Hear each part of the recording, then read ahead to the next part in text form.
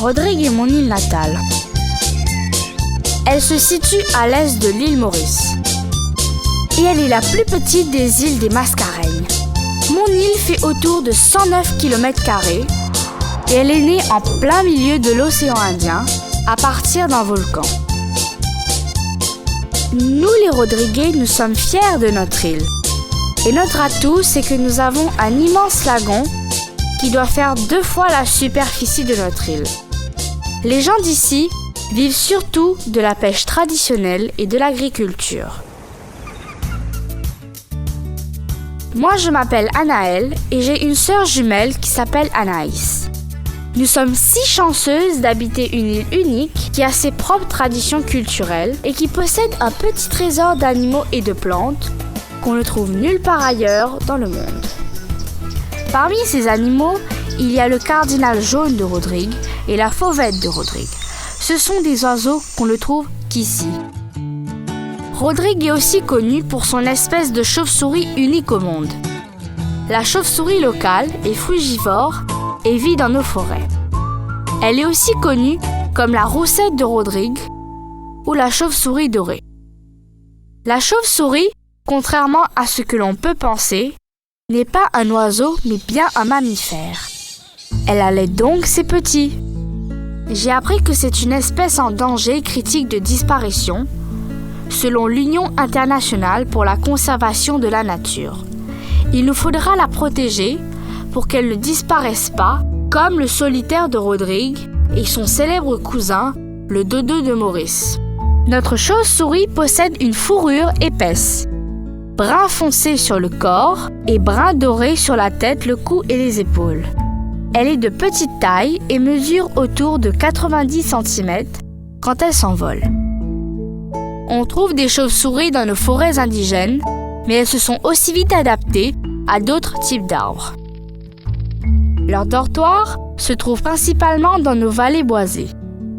Aujourd'hui, on les trouve partout dans l'île et elles n'ont pas de prédateurs naturels. Les chauves-souris recolonisent petit à petit leur ancien dortoir, mais restent en danger à cause des cyclones qui peuvent réduire leur nombre de moitié. Il y avait moins de 70 individus il y a une quarantaine d'années, suite à de fréquents cyclones qui avaient traversé notre île. Elle était d'ailleurs considérée comme étant la chauve-souris la plus rare au monde. Mais la survie de cette espèce reste menacée pour d'autres raisons, comme la destruction d'une grande partie de nos forêts qui apporte une pénurie en fleurs et en fruits dont elle se nourrit généralement. Elles vivent en colonie et donnent naissance à un petit chaque année entre octobre et décembre. La population des chauves-souris grandit aujourd'hui lentement mais sûrement. Quand on les observe de près, les chauves-souris de Rodrigue écrasent les fruits comme les jammes rosas, badamiers et pommes singes et recrachent leur pulpe. Elles mangent aussi les fruits des plantes endémiques comme ceux du bois d'ébène ou du bois d'olive, les graines des lataniers et vaquois. Ce type d'alimentation sur les plantes endémiques est très bénéfique pour l'existence de nos forêts. Elles pollinisent les fleurs, répandent les fruits et les graines des plantes endémiques, ce qui facilite à la régénération de nos forêts, tout comme le font d'autres animaux. Afin de mieux protéger notre chauve-souris, il nous faudra restaurer des forêts indigènes. Il faudra remplacer les plantes exotiques par les plantes indigènes et endémiques propagées dans la pépinière de la Mauritian Wildlife Foundation et le service des bois et forêts à Solitude.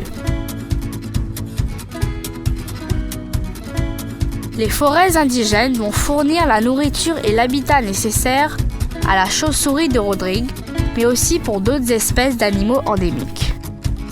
Aujourd'hui, je suis encore plus fière de vous partager cette expérience. La chauve-souris de Rodrigue est une espèce unique et fait partie de notre patrimoine. Elle est définitivement un symbole de fierté pour toute la population rodriguaise. Alors, ensemble, protégeons-la!